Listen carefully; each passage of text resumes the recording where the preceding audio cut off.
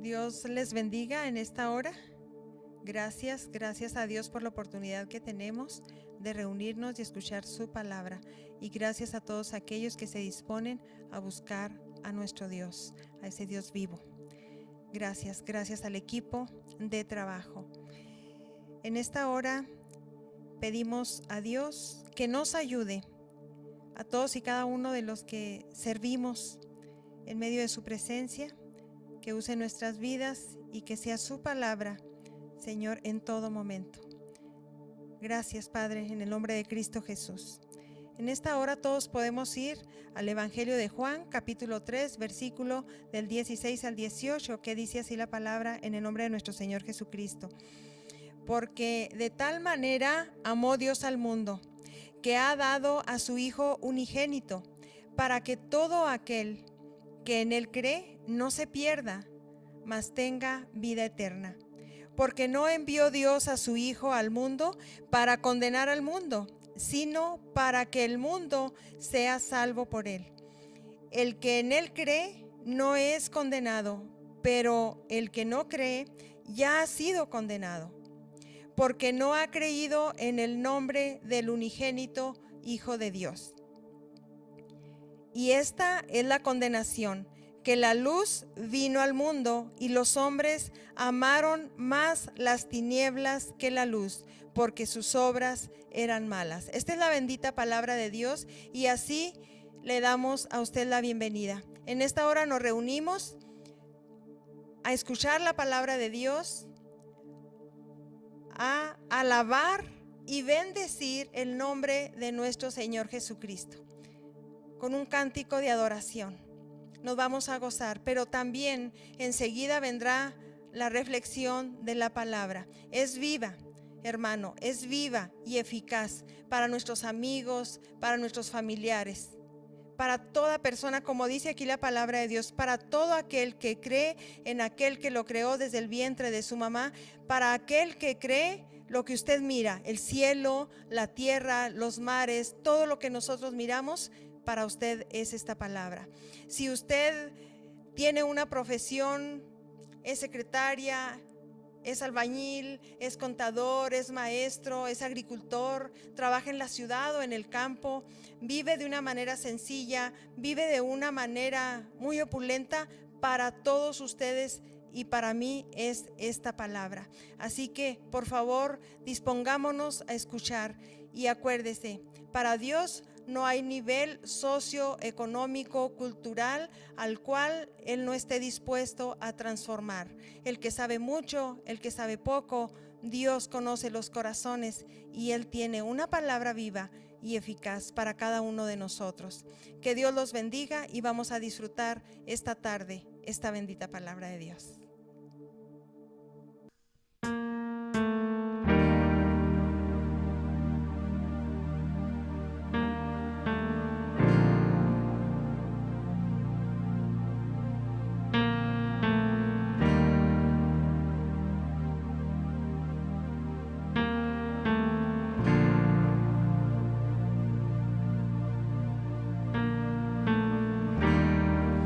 Muros rodeando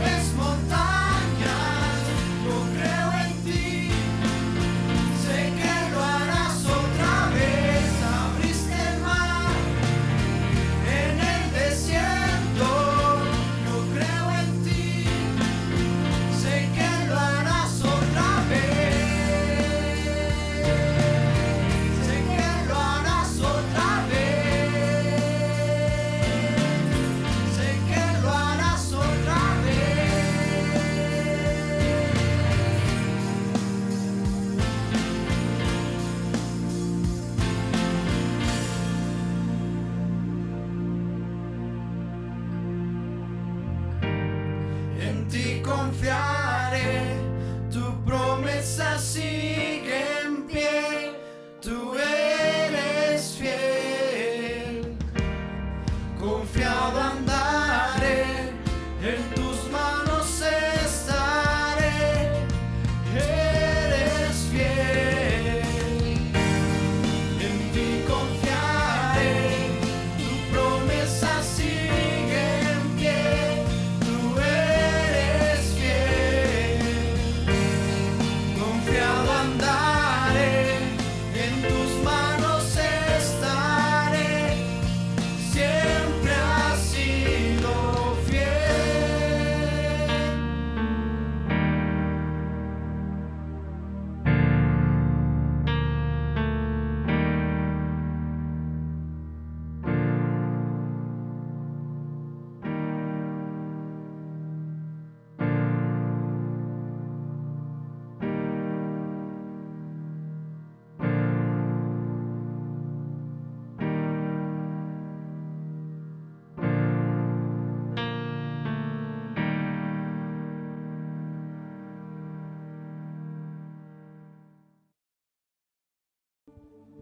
Dios les bendiga en esta tarde.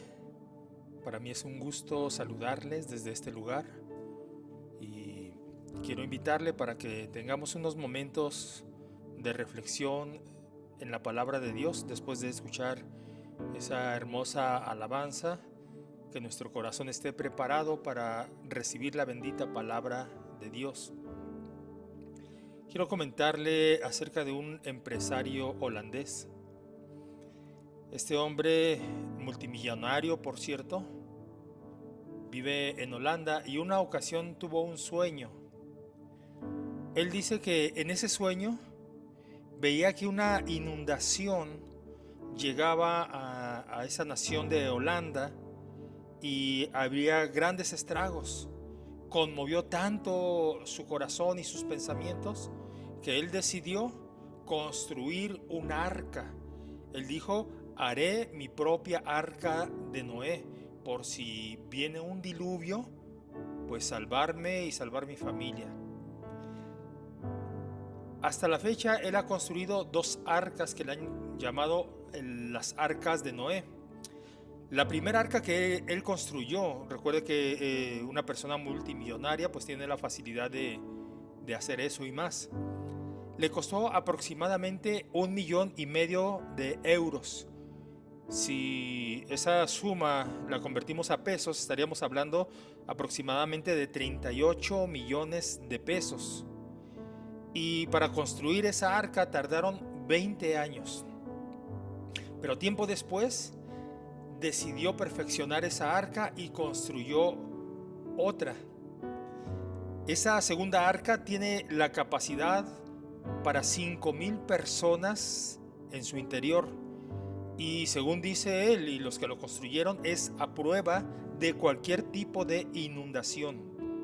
Las medidas de esta segunda arca que construyeron son 131 metros de largo, 23 metros de alto, 30 metros de ancho y cuenta con 7 pisos diferentes, con un peso aproximado de 2.500 toneladas. ¿Se imagina usted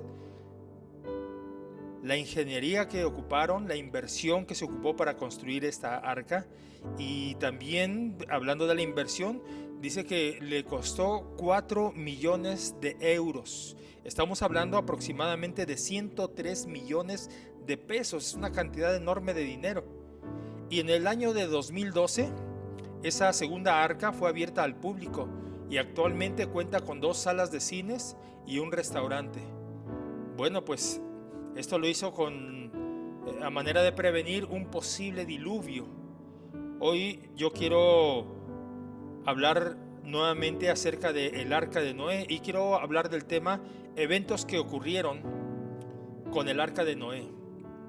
He hablado en otras ocasiones un poco acerca de Noé y del arca y de algunos asuntos que ocurrieron. Hoy quiero que veamos otros aspectos, unos eventos que ocurrieron en el arca o con el arca de Noé. El primer evento es que hubo un cambio en el mundo después del diluvio. Hubo un cambio. Y cuando hablo de un cambio me refiero a que hubo un nuevo clima. El clima cambió. La Biblia nos dice en Génesis capítulo 8, versículo 22, mientras la tierra permanezca, habrá cultivos y cosechas, frío y calor, verano e invierno, día y noche. Este cambio climático ocurrió después del diluvio, porque antes del diluvio no encontramos en la Biblia que hubiese verano e invierno, o esos cambios de clima que en la actualidad tenemos, como es la primavera, el verano, el otoño, el invierno. Bueno, era diferente el clima antes del diluvio, pero después del diluvio, entonces vino un cambio en el clima. Hubo otro cambio en el mundo. Aparte del clima, hubo una nueva dieta. La Biblia nos enseña que antes del diluvio, la alimentación del ser humano consistía básicamente, su dieta era libre de carnes. Pero cuando surge el diluvio y después del diluvio, la Biblia nos dice en Génesis capítulo 9, versículo 2, que todos los animales de la tierra, todas las aves del cielo, todos los animales pequeños que corren por el suelo y todos los peces del mar tendrán temor de ustedes. Es lo que le dice Dios a Noé y a su familia. Entonces hay un cambio en el clima, pero hay un cambio también en la modalidad, en cuanto a la relación del reino animal para con el ser humano. Ahora los animales iban a tener temor del ser humano, o sea, el ser humano iba a gobernar sobre los animales. Y dice la escritura, yo los he puesto bajo su autoridad, según Génesis 9, versículo 2 en la Nueva Traducción Viviente. Pero el versículo 3 nos sigue ilustrando sobre este cambio. Se los he dado a ustedes, dice el Señor, como alimento. Ahí está el cambio de dieta. Antes comían legumbres, comían frutas, pero en esta ocasión, después del diluvio, hubo ese cambio. Y en cuanto a la dieta o en cuanto a la alimentación, les dice Dios, les he dado a ustedes los animales como alimento, como les he dado también los granos y las verduras. Ahí está el cambio en la alimentación. No fue lo mismo ya después del diluvio, hubo un cambio a nivel mundial. Y en el versículo 4 de Génesis 9 dice lo siguiente, pero aquí hay una excepción que está haciendo el Señor. Aquí hay una llamada de atención que hace Dios y dice, pero nunca deben comer de ninguna carne con su vida, es decir, que aún tenga sangre. Esa es la observación que Dios le hace a Noé y a su familia. Pueden comer de todo tipo de animal limpio. Como sabrá usted, antes de entrar al arca, Dios designa cierto tipo de animales limpios y cierto tipo de animales que no son propios para el consumo humano. Y es por eso que les dice el Señor, pero no deben de comer sangre. Génesis 8:21 nos sigue dando luz acerca de este asunto, de este cambio que hubo en el mundo. Al Señor le agradó el aroma del sacrificio y se dijo a sí mismo, nunca más volveré a maldecir la tierra por causa de los seres humanos. Aun cuando todo lo que ellos piensen e imaginen se incline al mal desde su niñez, nunca más volveré a destruir todos los seres vivos. Después, según Génesis 9:1, Dios bendijo a Noé y a sus hijos y les dijo, sean fructíferos y multiplíquense, llenen la tierra. Entonces, uno de los eventos que ocurrieron respecto al arca de Noé, respecto a ese tiempo, respecto al diluvio, después de ese juicio, es que hubo un cambio en el clima y hubo un cambio en la dieta y hubo un cambio en la relación que había entre el ser humano con los animales, porque antes no tenían temor, podían caminar, andar juntos con los diferentes animales que había, pero a partir o después del diluvio hubo un cambio a nivel mundial, hubo otras reglas. Entonces, en la actualidad no hay un diluvio. Este empresario multimillonario de Holanda mandó construir 2 arcas muy bien equipadas y según el concepto de ellos para que soportara cualquier tipo de inundación. ellos se estaban preparando de esa manera, pero no se estaba preparando la humanidad para un virus tan pequeño como ha afectado en estos 3 meses a nivel mundial. No hay un diluvio, pero sí hay un virus mortal. Hay cambios en nuestra vida, hay cambios que debemos nosotros de realizar, pero yo quiero decirle que en medio de esos cambios Dios está con nosotros. Aunque ocurran muchas cosas y la nueva manera de vivir nos lleve a hacer algunos cambios en nuestras costumbres, yo quiero decirle que Dios está con usted. Yo quiero decirle que Dios está con nosotros. Dios ha hecho un compromiso con nosotros, por decirlo de alguna manera. En el momento en que nosotros nos acercamos a Él, rendimos nuestra vida a Cristo y le servimos, Dios está con nosotros, a pesar de todos los cambios que puedan ocurrir. Estamos viendo el tema eventos que ocurrieron con el arca de Noé. El segundo de ellos, vemos en la Biblia que uno de los cambios o un elemento que no se había mirado es un pacto que Dios hace con Noé.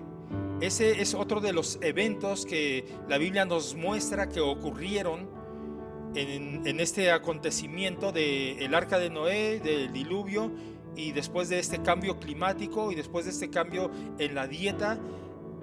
Dios establece un pacto con Noé. Usted lo puede ver ahí en su casa en Génesis capítulo 9 de los versículos 8 al 17. Y en este pacto Dios pone una señal. A Dios le gusta recordarnos sus promesas, sus palabras, sus advertencias, sus mandamientos, y Dios es muy didáctico, nos enseña de manera que todos podamos entenderlo. En esta ocasión, en el pacto noeico o el pacto del arco iris, precisamente el fenómeno físico es un arco iris en el cielo. Esto significa la misericordia, la bondad constante y segura del Señor, porque Él dijo: nunca más voy a volver a maldecir a la humanidad.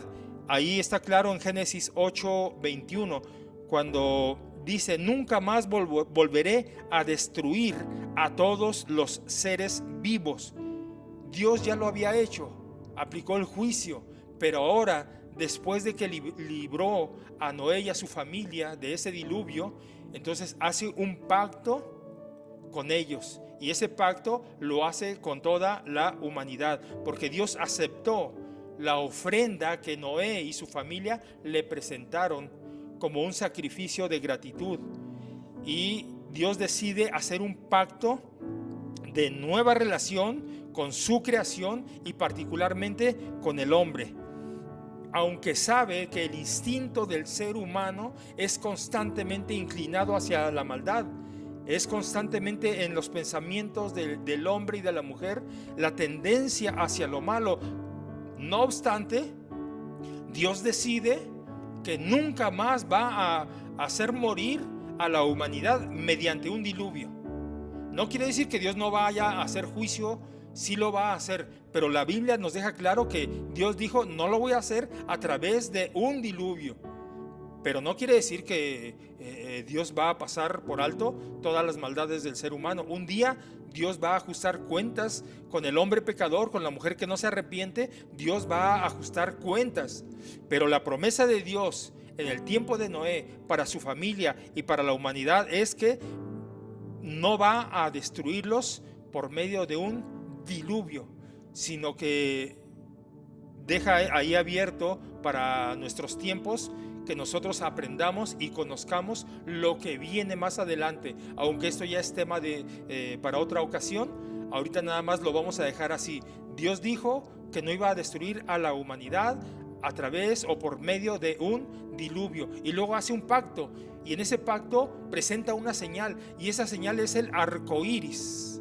Entonces, cada vez que ese arco iris aparece en el cielo, es un recordatorio del pacto que Dios hizo con Noé y con la humanidad, que Dios no va a volver a destruir por medio de diluvio. Dios expresa dos decisiones importantes en cuanto a su relación con la naturaleza y con la humanidad. Hay entonces dos decisiones importantes que Dios nos deja ver. Número uno, no volver jamás a maldecir la tierra a causa del hombre. Y número dos, no destruir todo ser viviente con un diluvio.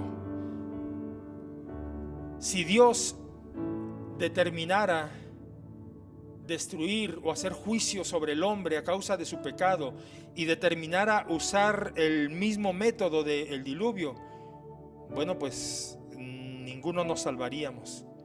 Pero Dios es paciente para con nosotros, porque no quiere que ninguno perezca, sino que todos procedamos al arrepentimiento. Dios está esperando, a través de este cambio que ha habido en nuestro tiempo, a través de este virus que ha afectado a la humanidad, a través de esta llamada de atención que Dios está haciendo para nosotros. Dios está esperando un cambio en nuestra actitud, un cambio en nuestra naturaleza pecaminosa. O sea, Dios está esperando que nos arrepientamos. Bendito sea el Señor. La señal del pacto entonces es ese arco iris. Y encontramos ahí en la Biblia un asunto también que es oportuno comentarlo. Aparte de que Dios dice, bueno, no los voy a destruir, y la señal del pacto es el arco iris, también nos deja ver algo muy importante acerca del valor de la vida del ser humano. Hay un elemento en esta señal del pacto, porque el hombre, el ser humano, conservamos la imagen de Dios. Por lo tanto, la vida del ser humano debe de ser respetada.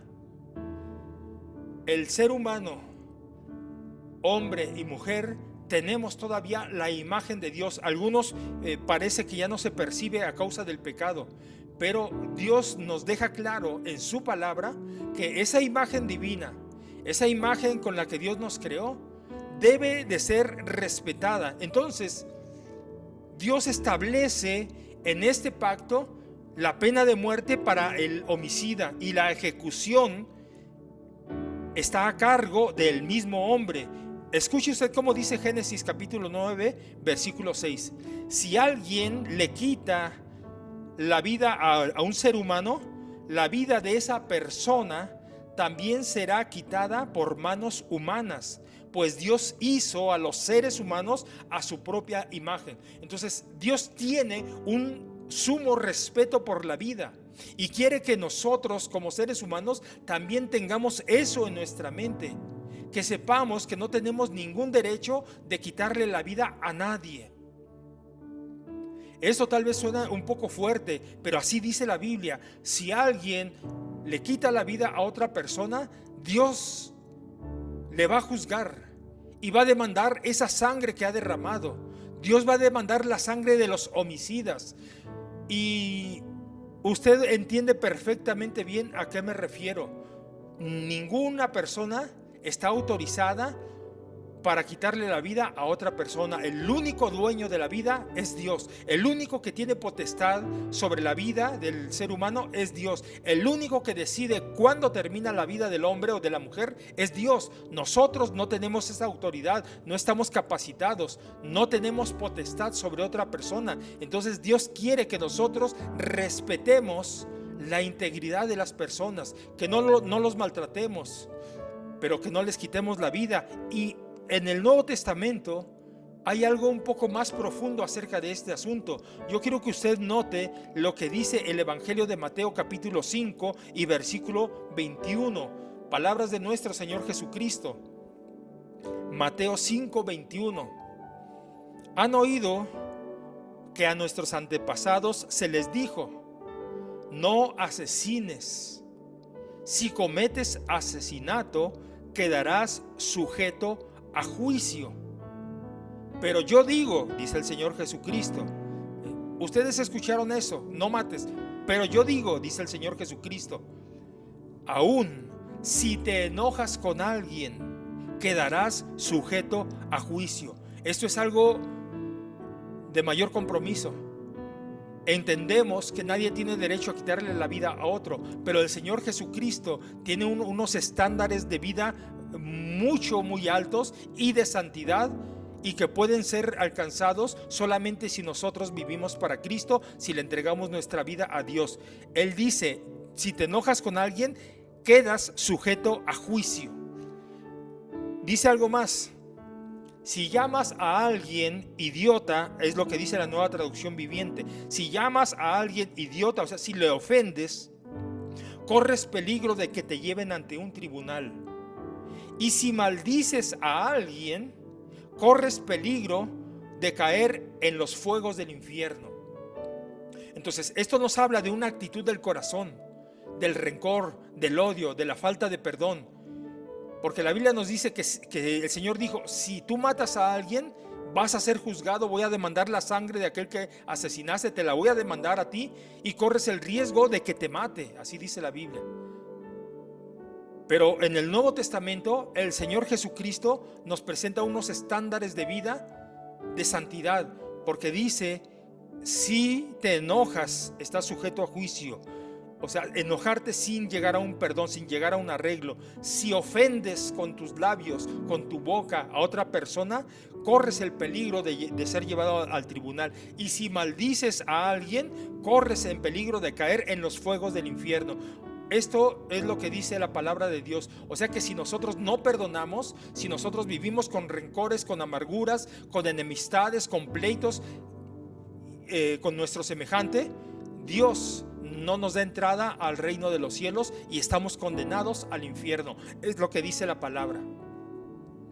Luego, la primera carta de Juan, el capítulo 3, versículo 15, también nos ilustra sobre este asunto. Vea usted qué delicado es. Las relaciones humanas son un tema muy importante para Dios, porque usted fue creado a imagen de Dios, yo fui creado a imagen de Dios, y no podemos estar peleados. Tenemos que llegar a una reconciliación, tenemos que llegar a un arrepentimiento, debe de haber un perdón entre nosotros. De otra manera, Dios no nos escucha y nuestra entrada al reino de los cielos es cerrada, no se puede. Primera de Juan 3:15, todo el que odia, note usted, todo el que odia a un hermano, en el fondo de su corazón es un asesino. Es lo que dice la palabra de Dios. Y ustedes saben que ningún asesino tiene la vida eterna en él. Los estándares que Dios demanda son muy altos. Ningún ser humano somos capaces de cumplirlos. Por eso necesitamos la gracia del Señor, necesitamos la ayuda del Señor. Debemos de acercarnos a Dios en arrepentimiento. ¿Para qué? Para que Él nos ayude. Entonces note usted cómo hay algunos asuntos importantes en este evento del pacto que Dios hace con Noé, donde está la señal del arco iris y donde aquí presenta unas normas de vida, de relación entre nosotros, para que vivamos de esa manera. Es lo que Dios quiere. Hermanos, amigos, esta pandemia es una oportunidad para volvernos a Dios en humillación. Esta pandemia es una oportunidad en la que Dios está esperando de nosotros un cambio de actitud. Dios quiere que seamos reverentes para con Él. Dios quiere que finalmente le reconozcamos como el Señor, como el Creador, como el único digno de adoración. No hay otra manera en que nosotros podamos tener una vida agradable delante de Dios más que arrepentirnos de nuestros pecados, humillarnos. Y esta pandemia a nivel mundial es una llamada de atención para el ser humano, para los orgullosos, para los blasfemos, para los incrédulos, pero también para la iglesia del Señor, tanto para los impíos, pero también para los piadosos, para aquellos que se sienten moralmente buenos, como para aquellos que se sienten miserables, tanto para los ricos como para los pobres, para toda la humanidad. Esta es una llamada de atención de parte de Dios. Dios quiere que se arrepienta de sus pecados y Dios quiere que nos humillemos delante de Él, porque el Señor es grande, Él es poderoso y Él es majestuoso y Él es santo y digno de toda alabanza. Recuerde usted, el arco iris es el recordatorio del pacto de Dios, no es otra cosa. Se ha utilizado el arco iris como un símbolo o como un estandarte para otras cosas. No, el arco iris es un símbolo del pacto que Dios hizo con la humanidad, donde Él dijo y se comprometió a no matar al ser humano a través de un diluvio. No es otra cosa. Ahora, el pacto que hay en nuestra actualidad es el pacto de la sangre de Jesucristo, el nuevo pacto. Por ese nuevo pacto que incluye la muerte del Señor Jesucristo, usted y yo podemos acercarnos a Dios. Es una oportunidad. Aproveche esta oportunidad, aproveche este tiempo. Deje de sufrir con tanto estrés, con tanta preocupación. Entréguese a Dios, humíllese delante de Dios, pídale perdón a Dios, clame al Señor y verá que su vida va a cambiar. Si todo el mundo lo hiciéramos, si todo el mundo nos humilláramos delante de Dios, yo le aseguro que Dios en su misericordia cambiaría el curso de esta pandemia. Dios lo hizo en Nínive, como en alguna otra ocasión anterior ya lo comenté. Nínive, los habitantes de Nínive escucharon el mensaje en labios del profeta Jonás y se arrepintieron de sus pecados y Dios los perdonó a toda la nación de Nínive. Dios puede perdonarnos si nos arrepentimos y nos humillamos delante de Él. El tercer y último evento que quiero compartir con ustedes esta tarde es la expiación o el cubrir. Voy a explicarlo con un texto o con dos textos de la Biblia. Es un evento que ocurrió con el arca de Noé. Génesis 6:14 en la Nueva Traducción Viviente. Dios le dijo a Noé: construye una gran barca de madera de ciprés y recúbrela con brea por dentro y por fuera para que no le entre agua. Luego construye pisos y establos por todo su interior. Esa es la orden que Dios le dio a Noé. Pero yo quiero que note usted que Dios le dijo: recúbrela con brea. Esa grande barca, esa grande embarcación de madera, le dijo: recúbrela por dentro y recúbrela por fuera para que no le entre agua. Al principio yo le comenté de aquel millonario holandés que mandó a hacer una arca enorme y que él dice que esa arca es a prueba de todo tipo de agua.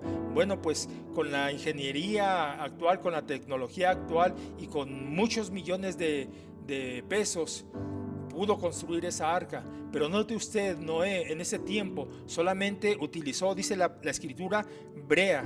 ¿Para qué? Para recubrirla o para impermeabilizar, para que no se filtrara el agua en el arca.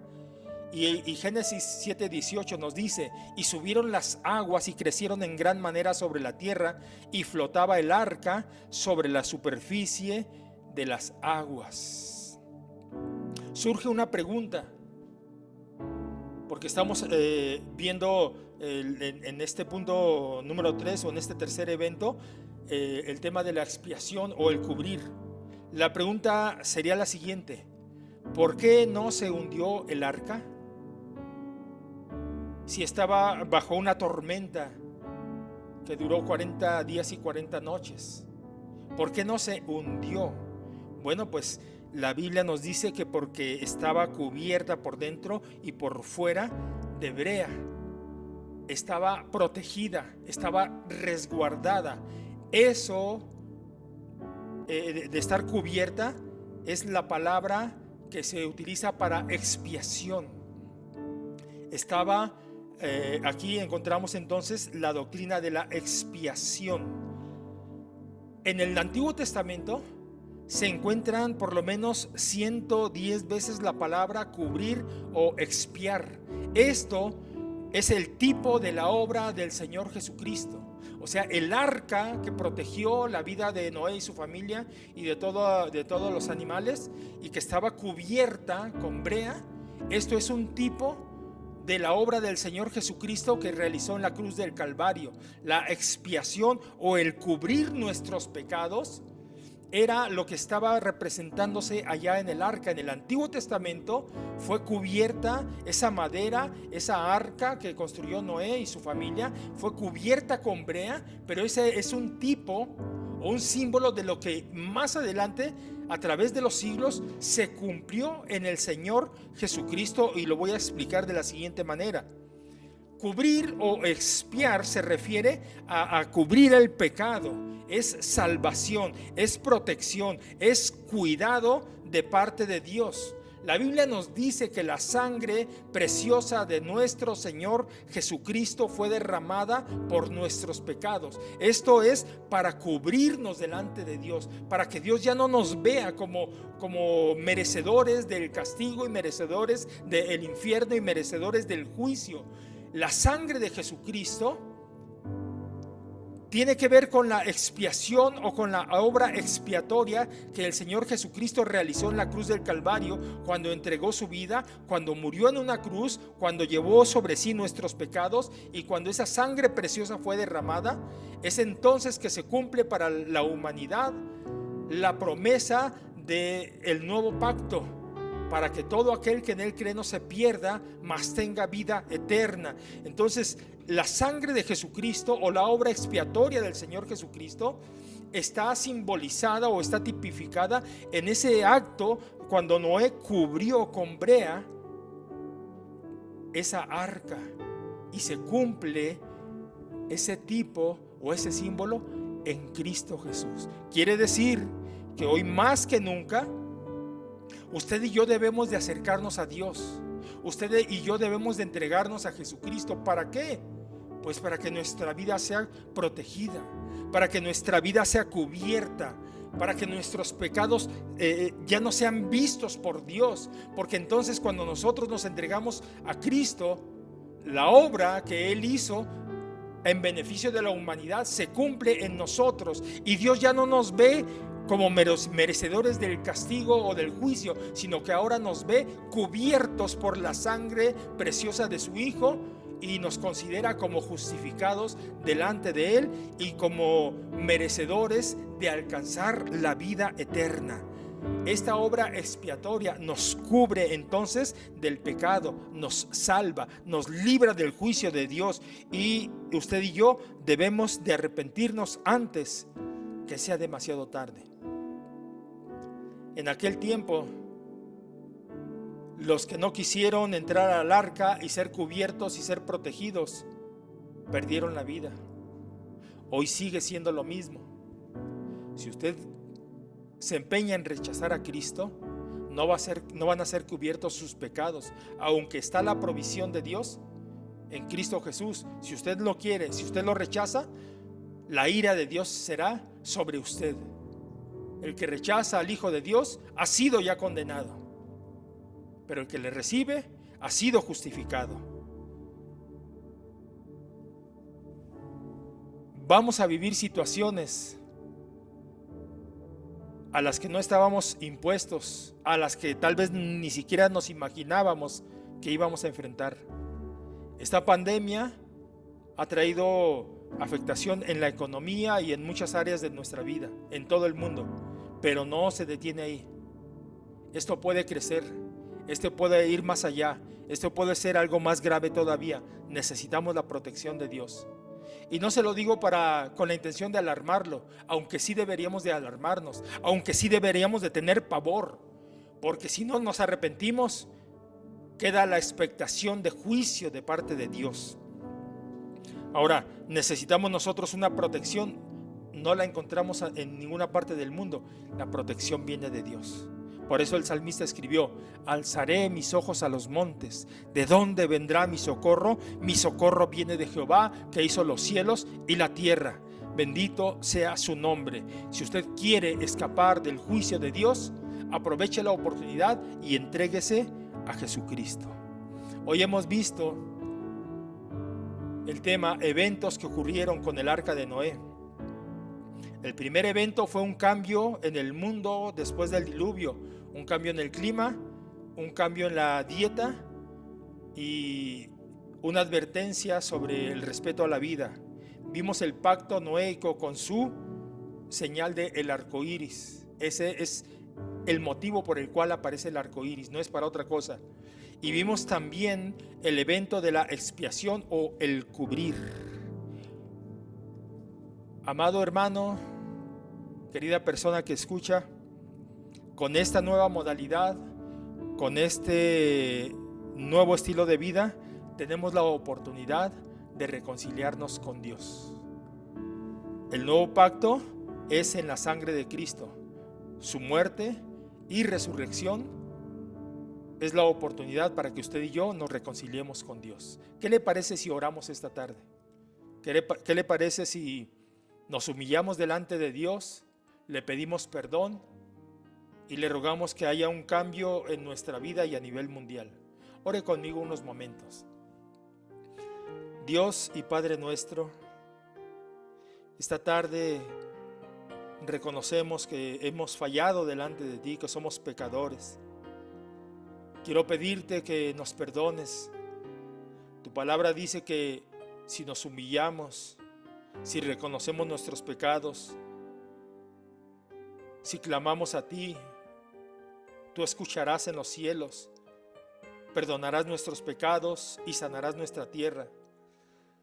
Te pido que pongas en el corazón de todas las personas, los hermanos que escuchen este mensaje, que también sientan en su corazón la necesidad de humillarse, la necesidad de clamar a ti, la necesidad de que haya un cambio en todo el mundo, y que ese cambio se puede producir únicamente si tú lo decides, si tú dices la palabra, Señor. Pero en nosotros está el pedir, el clamar, el buscar, el rogar. Esta tarde te pido que nuestro corazón se humille delante de ti y haya un cambio de vida en nosotros. No solamente un cambio decretado por el gobierno, sino un cambio que se produzca en nuestro corazón, obrado por el poder del Espíritu Santo, y entonces verdaderamente habrá un cambio de vida. Gracias, gracias por tu palabra, en el nombre de Jesús. Amén. Gracias por su atención. Soy Rigoberto Escobedo, pastor del Templo de Benecer en Parral, Chihuahua. Gracias a los jóvenes que están apoyando en la transmisión, en el sonido. Gracias a mi hija Anita, gracias a nuestro hermano Mario Zamarrón, al grupo de alabanza del Templo de Benecer. Que Dios les bendiga. Tengan una excelente tarde y hasta pronto. Cada sueño que tanto anhelé, lo entrego hoy ante tus pies. Esos momentos que me desvié, sé que no cambia lo que en mí ves. Quedé cansada de tanto luchar, en tu presencia quiero descansar. Poderoso Rey vencedor, no importa lo que enfrente, aquí estarás. Aun cuando no se mueven los montes frente a mí, aun cuando no se abren las aguas, hoy aquí. Aun cuando no hay respuesta de mi clamor a ti, y confiaré, confiaré, confiaré en ti.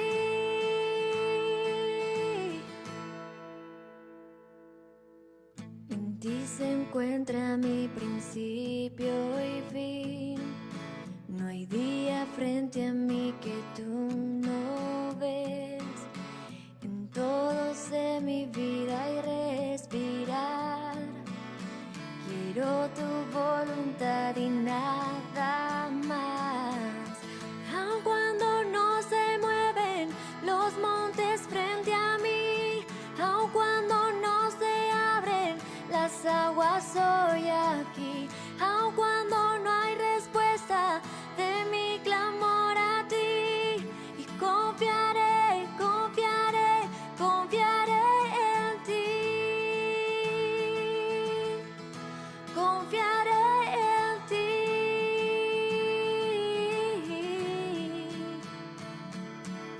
Mi fuerza, mi reposo, el que me sostendrá. Eres mi fundamento, mi roca en tempestad. Tus sendas son son más altas, tus planes son de bien. Sé que a donde me lleves has estado también. Aun cuando no se muevan los montes frente a mí, aun cuando no se abren las aguas, soy a ti. Aun cuando